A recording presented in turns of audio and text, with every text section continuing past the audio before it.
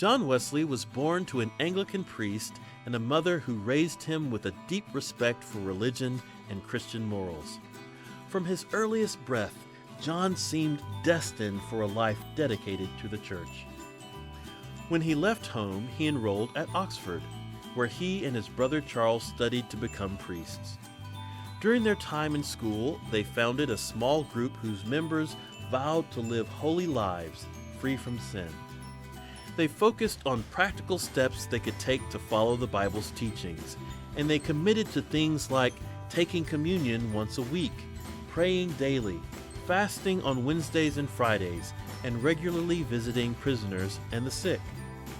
Other students mockingly labeled them the Holy Club, a name that John and the others chose to embrace. It was in this holy club that John Wesley laid the first foundations for what would become Methodism. Despite his good works, his studies, and his dedication to living a holy life, John struggled with feeling close to God. He believed on an intellectual level, but he felt that he had never experienced God in a more personal way. Nevertheless, John continued to pursue a holy life. He would spend part of each morning reading the Bible and meditating on its meaning. One morning, he read from Mark 12, where Jesus says, "You aren't far from God's kingdom." These words troubled him. He didn't feel close to God's kingdom at all.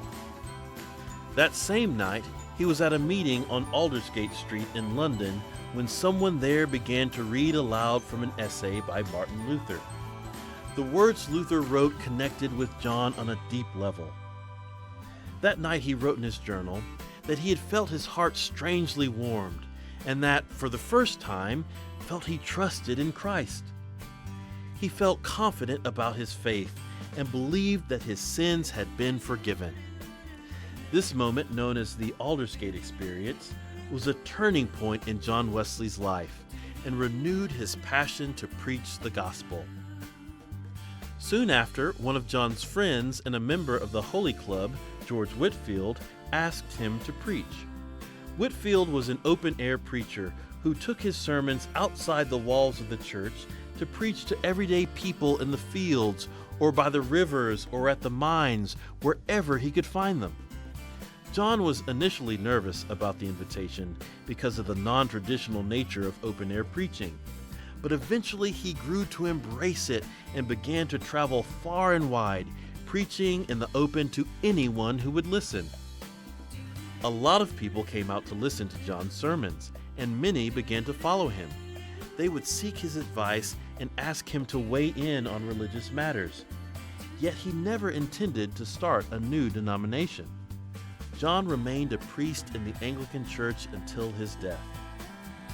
Nevertheless, his movement thrived, and he began to pass on the practices that he and his friends had undertaken in the Holy Club at Oxford. The movement grew and grew, and soon critics began to mockingly call them Methodists, a slur against the methodical nature of their piety, but a name which the members gladly embraced. Over time, the Methodist movement continued to expand, not only in England, but across the Atlantic as well. Lay preachers carried the traditions of John Wesley and the Methodists into the American colonies, and here it took hold and flourished.